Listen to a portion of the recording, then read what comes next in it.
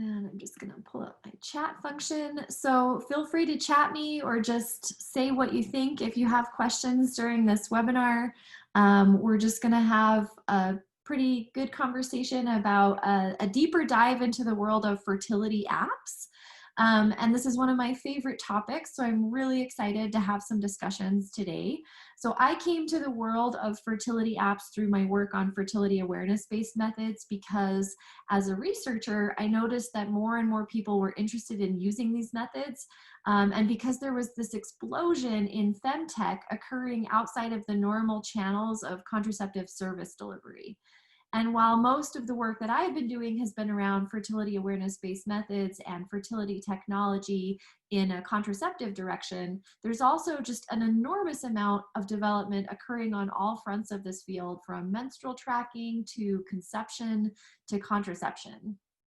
So in today's webinar, I want to spend a little bit of time talking about why fertility technology, most specifically fertility apps, are something worth thinking about and caring about with your patients. I'm going to talk about some ways to consider or classify these technologies and talk about some aspects of their utilization that might be important in clinical or research settings, and give you an update on where the research has currently gone around fertility tech to date. And at the end, I'm hopeful we can have a bigger conversation about some of the questions that are raised in this talk. I really don't have all of the answers. I don't think anybody who's working in this field really does, but I'm very happy that more and more opportunities are being created to have these conversations. So the term Femtech was originally coined by a woman named Ida Tin, who's the founder of the Clue fertility app. It was termed in 2016, although products that fit into this category have been around for about a decade. So Femtech really refers to largely commercial, digital, or software-based products or services aimed at reproductive health. So this includes things like mobile apps, wearables, web-connected or paired medical devices, hygiene products, and other things. From menstrual tracking to sexual health apps to fertility for conception or contraception. And as I mentioned, Femtech, for the most part, has been developed by for-profit entities, many of which are venture capital-based startups. While commercialization of women's health products has always been around, the thing that Femtech is trying to address with their offering of products and services is relatively unique, in that prior to these solutions, the majority of people who are trying to become pregnant or avoid pregnancy or address reproductive health concerns typically found those solutions through traditional healthcare. So Catherine asks, what percentage of the US population has a device that can use apps? It's something close to 97% right now, and that is actually across the globe. There's an enormous explosion of smartphone technology, and even in places in the developing world, the traditional technology channel has really gone, from mobile phones to laptops and devices to smartphones to whatever. And the way that we're seeing it develop out in the developing world is essentially just skipping straight to smartphones. So even in other places, the proportion of people who have access to a smartphone is very, very high, either personal smartphones or family-based smartphones. So essentially, let's see. Traditional assisted reproductive technology has tended to be developed and funded and supported through academic and pharmaceutical channels with regulation and oversight from the Food and Drug Administration or other regulators within different country contexts. And the same thing goes for standard developments of contraceptive methods. So you can see here that the time frame of this development is long and the cost is really high. In my opinion, the development of Femtech has largely been a positive one because it has really forced governments and other organizations to see the enormity of the demand for this type of health support. So entities like the NIH, USAID, and other federal funding sources are expanding their research support to include fertility technology. And additionally, millions of people are getting more information than has ever been available about sexual and reproductive health topics, including information that's personalized to their circumstances and bodies. However, as with any disruption, it has also resulted in some concerns and challenges for clinicians, public health professionals, and regulators, not to mention the people who are trying to use these technologies to improve their health. So for the rest of the talk, I'm going to talk about some of those specific benefits and challenges of fertility apps. But many of the points I'm going to make also are going to apply to other femtech innovations as well.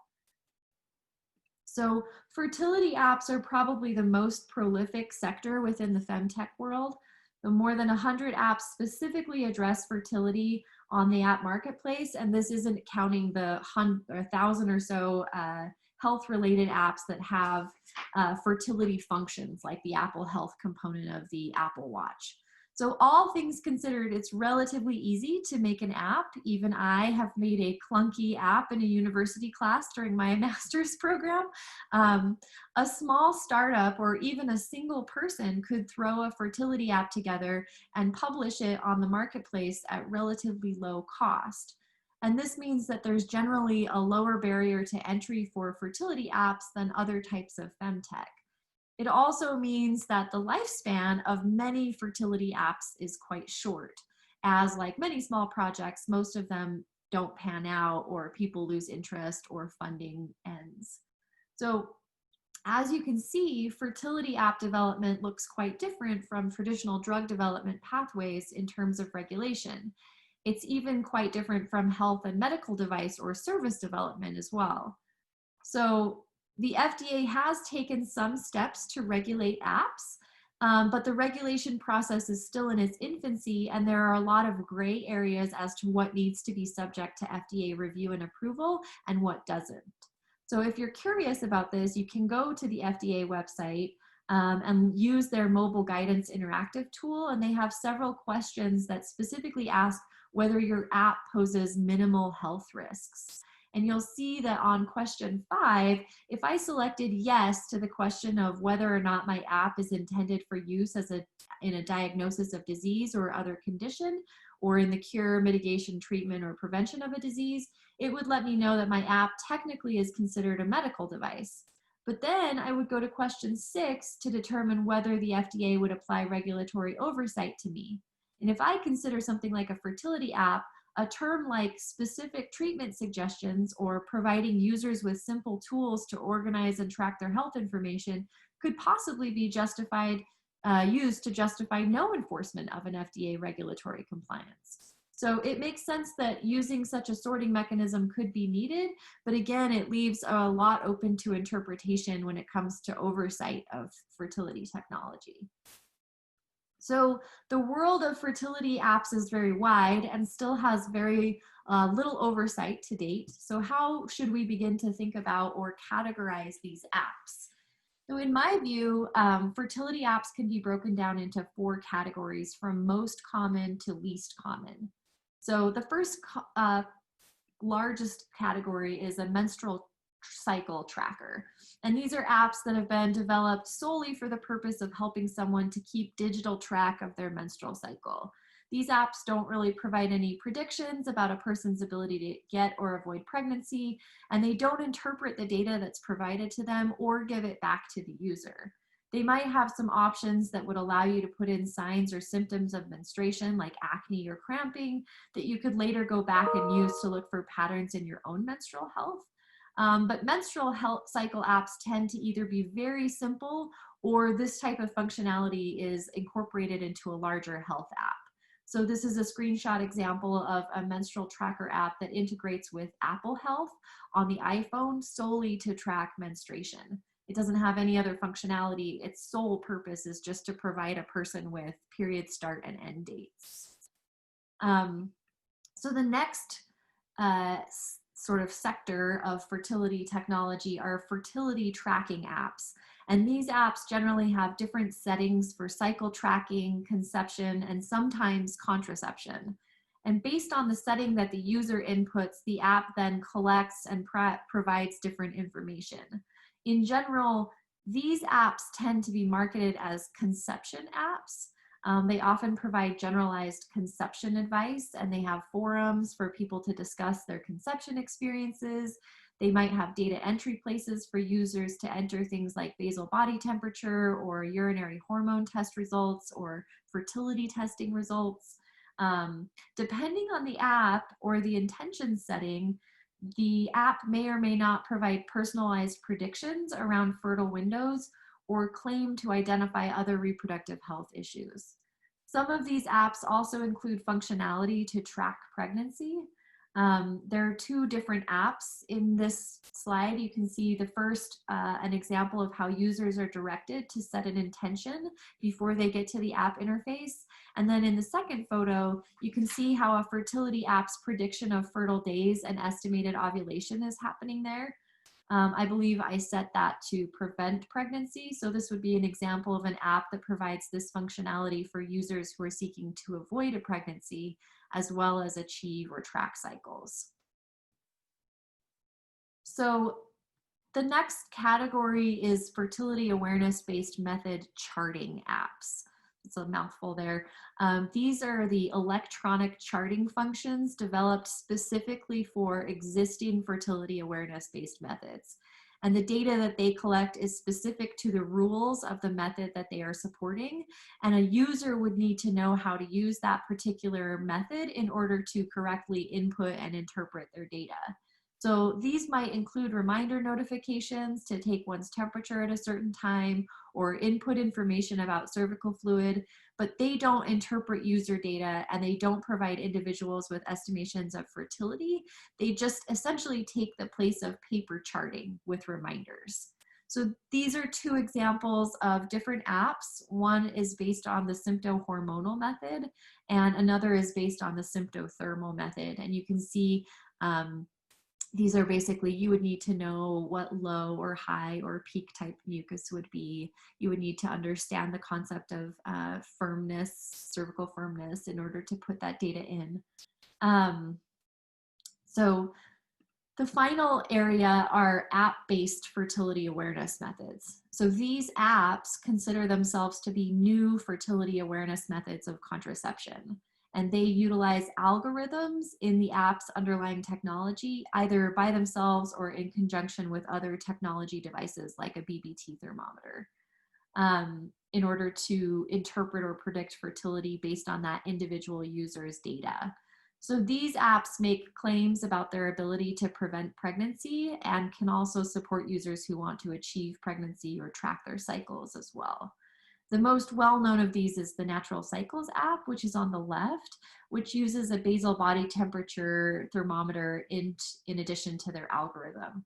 And then the example on the right is an app that was known as DOT, which is currently not on the marketplace, but is expected to be re-released at some point in the coming months.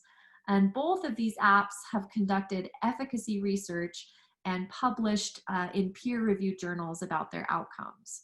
So, and as a small disclosure, I participated in DOT's contraceptive efficacy trial. So many times it can be difficult to tell where exactly an app falls in this categorization. For example, here is a picture of this particular app on the app marketplace. And if you were just looking for an app, this would be one that came up first or second. You'll note that in the app marketplace, they don't really have anything about preventing pregnancy in their description or their advertising.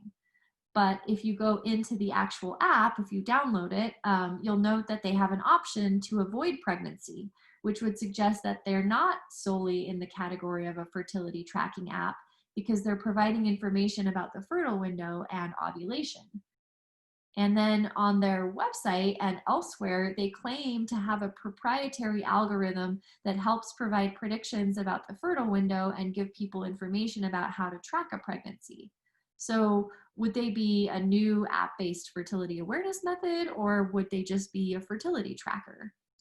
You can kind of see how this could easily get confusing, not just for users, but also for regulators and people trying to study or make recommendations about fertility apps. And given how many of these apps exist and the fact that they are constantly being created, renamed, rebranded, or dropped from the marketplace, it's really not realistic to expect providers or really anybody to be able to give up-to-date specific recommendations on which apps are good and which apps are not. Unfortunately, that makes it a lot more difficult on the part of providers and public health people to figure out how to talk about these apps with patients and the public. And so nuance is always harder than just a list, but it is worth a try because likely a majority of the people we see and talk to are currently using, have used, or will use some type of fertility app for one of the purposes mentioned. And these apps are definitely not all created equal. So there are a long list of challenges and concerns about fertility apps, but I'm just going to highlight 3 today. And the first challenge is the quality of the information being provided from these apps. So information could include anything from the quality of the health-related advice being given to the accuracy of the app's predictions around a user's fertility. To date, several studies have examined whether fertility apps are accurately able to identify the fertile window.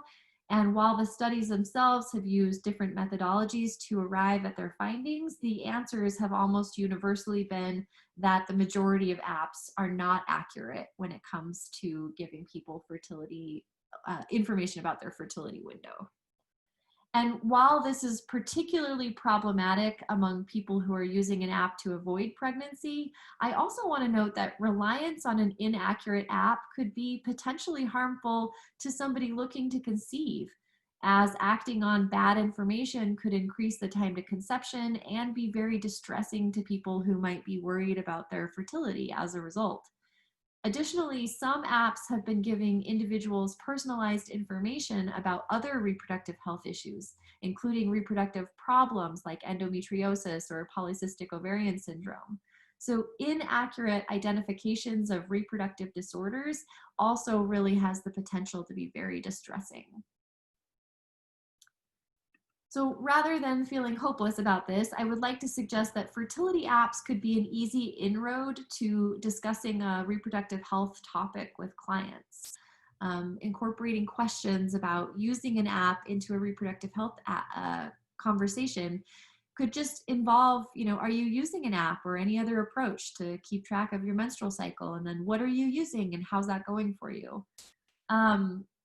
Understanding why a client is using an app could easily lead into further discussions about reproductive goals, conception support, or client concerns about reproductive or menstrual health. So if a client is actively seeking to use an app to support charting or to use it as a contraceptive method, providers could have a few evidence-based methods or apps that they feel comfortable discussing. And I can give a couple of ideas at the end of my personal recommendations if there's interest.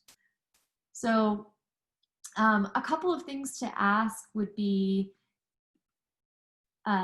is the app providing any interpretation or prediction based on the data being input?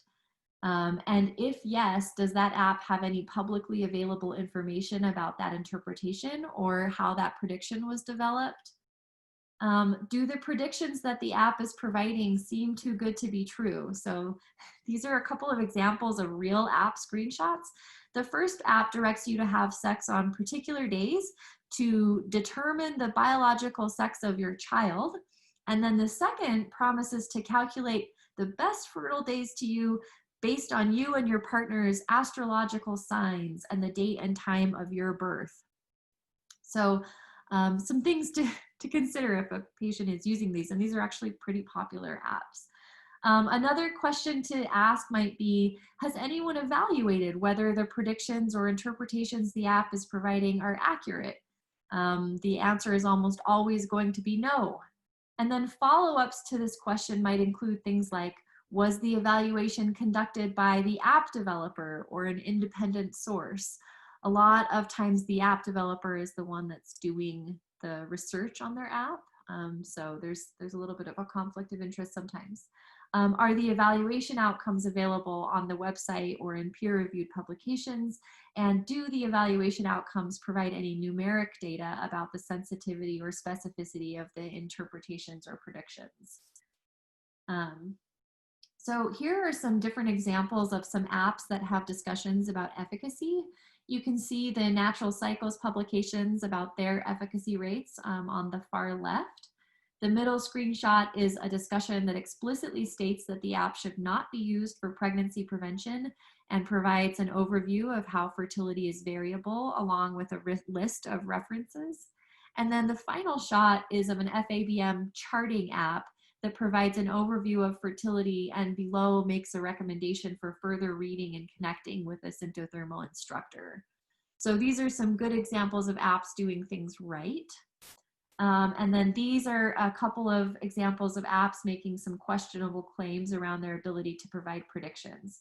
So the first one is the same app that I showed earlier, claiming that one can control the biological sex of a child by having sex on certain days. You'll note that users have a pretty surprising choice between choosing a scientific method of prediction versus a popular method of gender prediction. Yet maybe unsurprisingly, neither method is explained or defended. I also want to note that the inaccuracy of conflating biological sex and gender is definitely here. The second app is incentivizing users to input 70 symptoms so that their algorithm will provide the most precise period and ovulation predictions. There's no place on this app where a user can understand how these symptoms would be used to increase prediction precision, and 70 symptoms seems like a serious stretch in terms of increasing ovulation prediction capacity. So another main challenge of fertility apps is that general fertility knowledge among the population is very low, which may lead to user error in entering and interpreting their data. So apps are just not a substitute for body literacy. So if you go to the literature around fertility knowledge, the results are not necessarily encouraging. For example, an Australian study conducted in 2012 among women who had been attempting to conceive found that only 1/5 of participants who were using a mucus-based method could describe how cervical mucus changed in response to increasing fertility. And that number is among participants who reported that they had actively tried to learn about fertility awareness from multiple sources. So traditional fertility awareness methods like the symptothermal method or the Billings ovulation method have relied and still rely on instructors to help people learn how to identify and interpret signs of fertility. And fertility apps have kind of disrupted this approach to learning. So there's generally really limited oversight into how to help users improve their body literacy. So discussions about app use can help users improve their fertility literacy by either being a resource for questions that a client might have or providing trusted resources for clients to use later on their own. For example, a client's menstrual tracker app might be a good opportunity to talk about how they would identify the first day of their period, which is a circumstance that actually many people are unclear about. And then discussions around cervical fluid or basal body temperatures could help a user identify how to collect and enter those more accurately. Providers are always pressed for time, so longer discussions might not be a realistic option, but it could be a realistic expectation to have a resource or recommendation on hand that providers could give to clients to further educate them on fertility issues. And I can send a couple of those out with this follow-up email. So some additional considerations for a good fertility app might include thinking through how that app supports or doesn't support user education. So does the app offer a free in-app FAQ about how to use it correctly? Does the app give information about what to consider as the first day of the menstrual period? Does the app give instructions about how to derive or input other data? For example, does it give descriptions of different types of cervical fluid if it collects or uses those? And are those descriptions in multiple formats like words or pictures or videos? Are there any citations or literature provided when educating people about fertility topics? Does the app offer live or online support if a user has questions? These should not be community-led, just given that the population just doesn't have that fertility literacy. Do they provide a tutorial on correct use when a person first downloads it? So here are a couple of positive examples of some apps that are engaging in user body education and literacy. You can see an example screenshot on the left that offers referenced resources on a variety of reproductive health topics. This one toward the middle provides chat functionality and clinic location technology if you have questions. The third screenshot is an FABM platform that provides an overview of how to chart and provides a chart gallery of example charts based on the user's intention. And that same app provides options about how to support healthcare providers or practitioners who want help using the app, and also offers to connect users with practitioners who can help them learn to chart. So these are some positive ways that apps can support engaging users in further education and learning.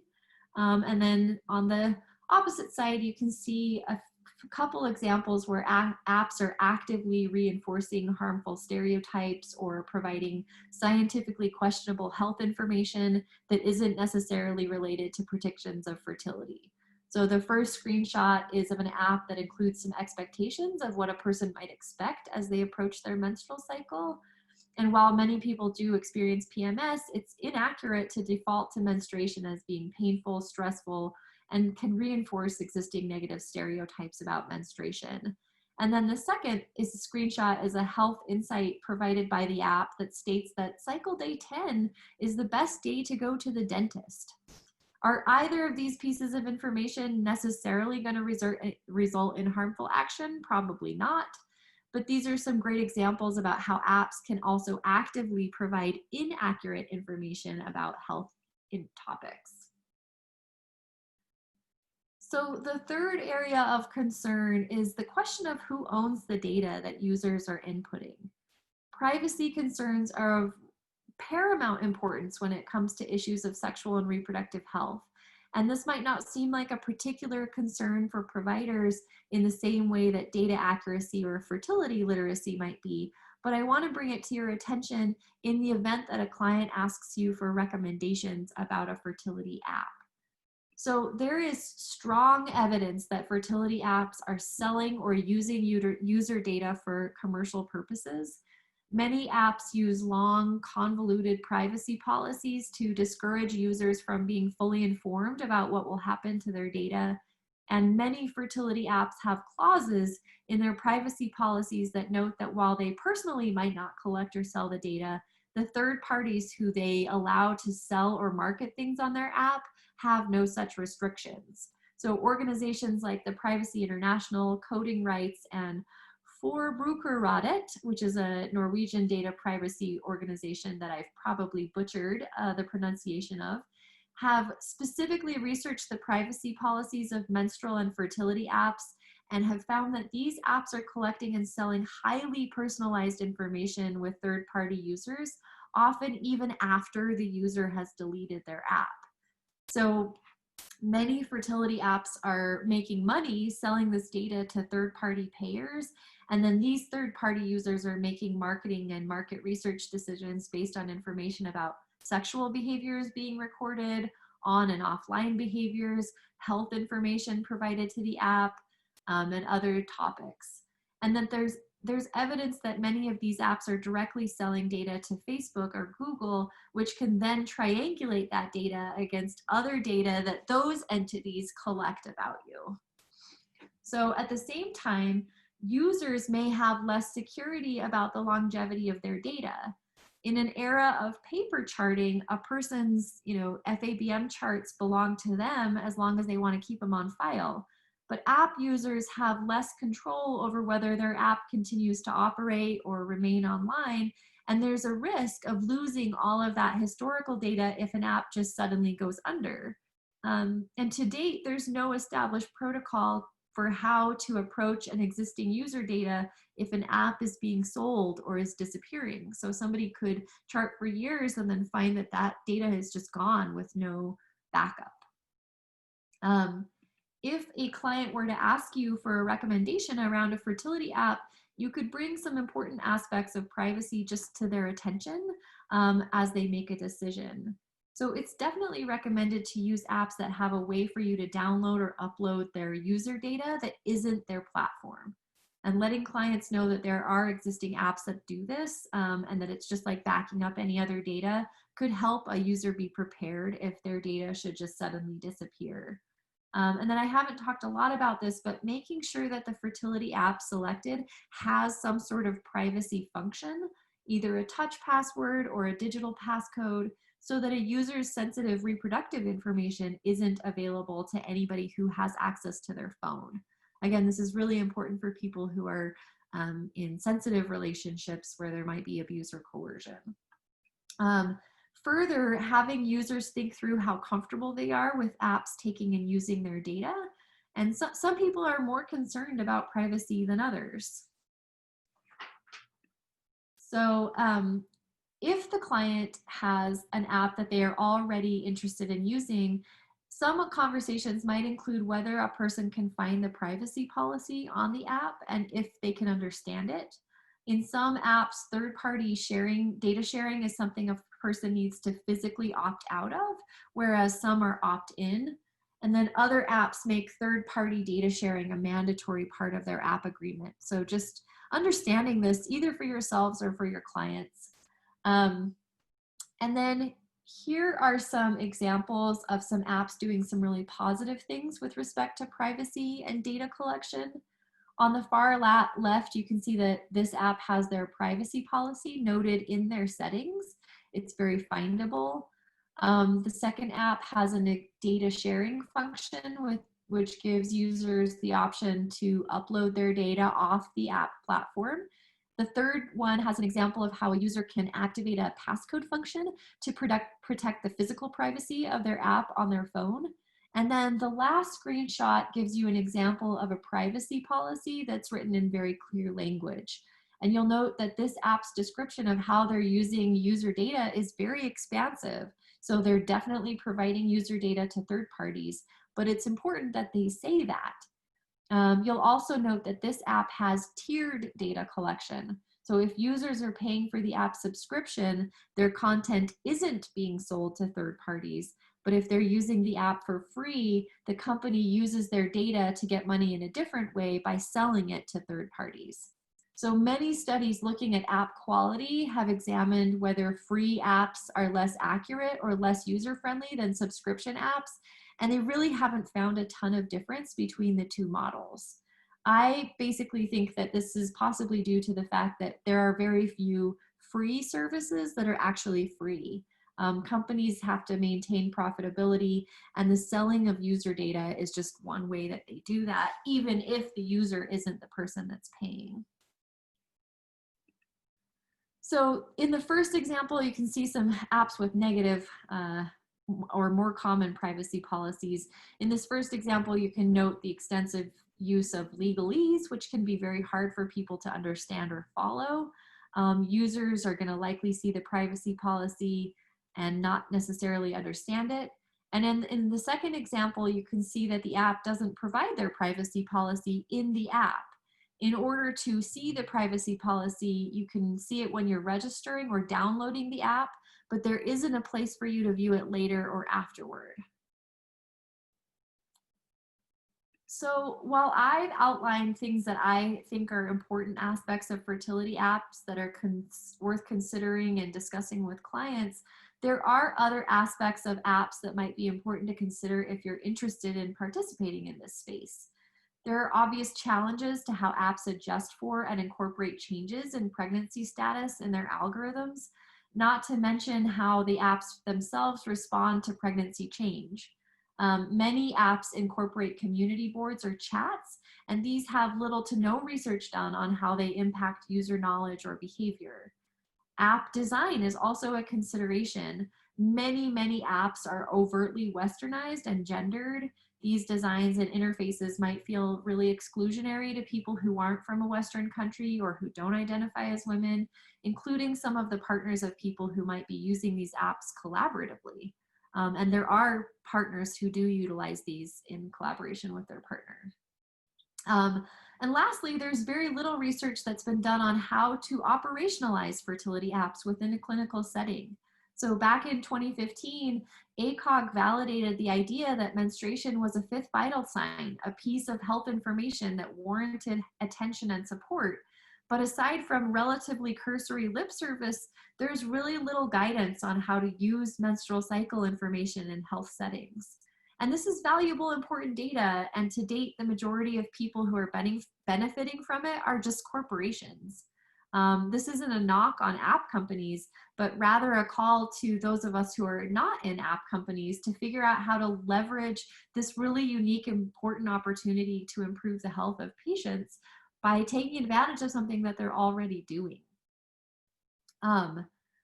I want to note too that I've given a lot of discussion points for providers and others to discuss with clients. And I really understand that time is limited and that most providers are buried in different initiatives and screenings and guidance. And the idea of bringing up one more thing to the table might seem really unreasonable, given that there are so many complexities and nuance to this topic. And I do think that fertility app questions can lead to larger productive conversations about things like reproductive goals, but I recognize that this might not be something that comes up in the clinical space very often. I think that there are a few things that could make it more simple. First, it might be worthwhile for a clinic to develop some information sheets to help clients make decisions about their apps. And if you feel this topic is important, it might also be helpful to identify one or two fertility apps that you personally feel are useful or of high quality. And regardless of what time and energy we want to devote, I think one way to be part of the solution is just to acknowledge that fertility technology is really here to stay. And rather than discounting it, we can just identify ways that it can help clients and maybe help clients navigate how to use it a little bit more beneficially. So that's my piece of this. Does anybody have any questions? I'm gonna start my video so that I can interact.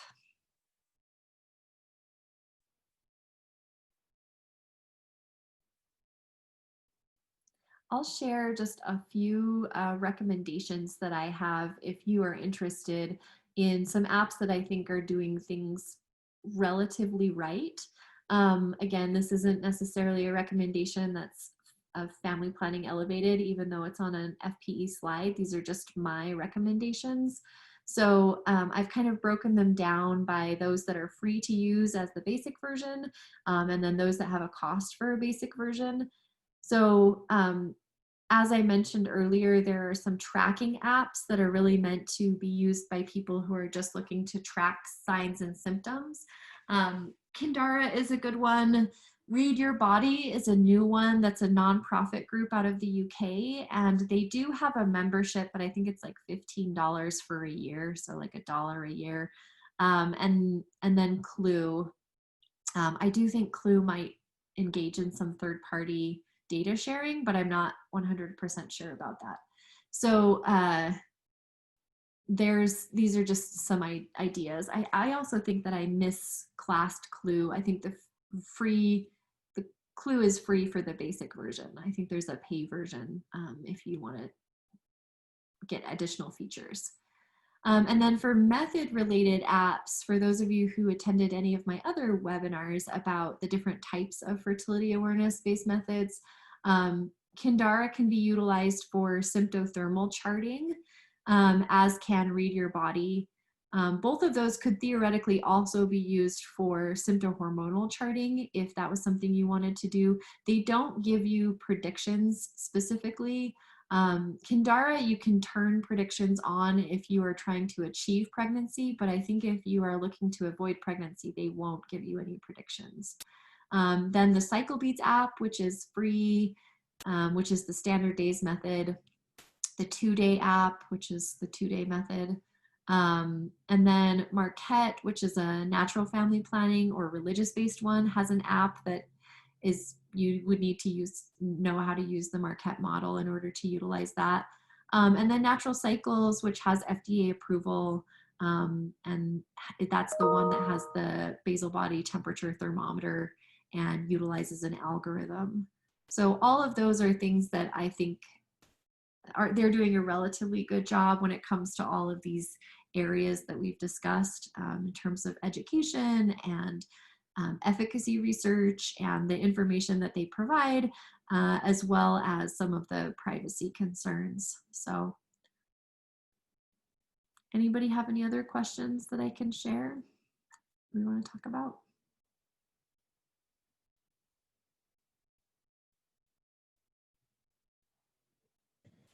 Hi, Rebecca. This is Nina. I just want to first say thank you so much for this presentation. This is so interesting. And as somebody that has worked in health tech before and frankly got really jaded really fast and did not last very long, I went back to public health.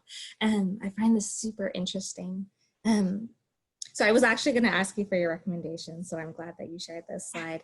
But I was also going to ask, I think sometimes with these apps, or any like related like women's health or reproductive sexual health apps that I've seen, one of the questions I keep having is like, how do they make any money? And so I know that you mentioned, data sharing and things like that. Are there other ways that these apps, like how else are they being profitable? Are there other avenues for that? Yeah, so it's a great question. I think that there's three main avenues that people make money from health apps. It's the first one is through advertising. So they have third-party advertising, and those third-party advertisings are those really annoying banners or whatever that can come up. You can see those on things like Duolingo, where Duolingo makes you watch a commercial. Some apps have those, and those are not third-party data sharing. Those are just third-party marketing. And then the second way is that third-party data sharing, where the apps are then selling your data to those third-party marketers who are then able to take that information and do what they want with it, either utilize it for their own benefit or then share it to other entities like Facebook or Google. And then the third way that apps are making money is through memberships and subscriptions. I think that those have typically been less. I think people have tended to shy away from those models because there's this perception that things should be free when it comes to health technology. But I actually think that there's been a change over the last 2 or 3 years toward making those subscriptions more relevant, because I think that they tend to have less data sharing, less privacy challenges, and they tend to create a better product. So I used to be of the opinion that apps that were created that were free might be more approachable, particularly because my concern is that these things should be available to people in low income settings or different country contexts. But I think that with very few exceptions, the model that is becoming the higher quality model is becoming that subscription model. So unless the app has already been created by a public health entity like Standard Days and 2Day, which were funded by the WHO and USAID, I think that you just tend to move toward a payer model. That's my feeling right now. But they're not making a ton of money off of each individual person, and I think that's the important thing to realize too. So there's an enormous incentive to get as many users as possible, because those tiny subscriptions and those tiny advertising dollars have to add up in order to make that. And then I also should point out that many of the larger Femtech apps have been funded by venture capital funds, and we don't have a real understanding of how sustainable they are in the long-term future. So for example, Kindara, Clue, Natural Cycles, all of them are venture capital startup. So they've gotten investor money, and they don't have a lot of transparency around whether they've shifted to a user-based sustainability or whether they're still on those venture capital funds. Oh, that's really interesting. Thank you so much. That was super Yeah, helpful. yeah. Anybody else have any other questions I can answer for you?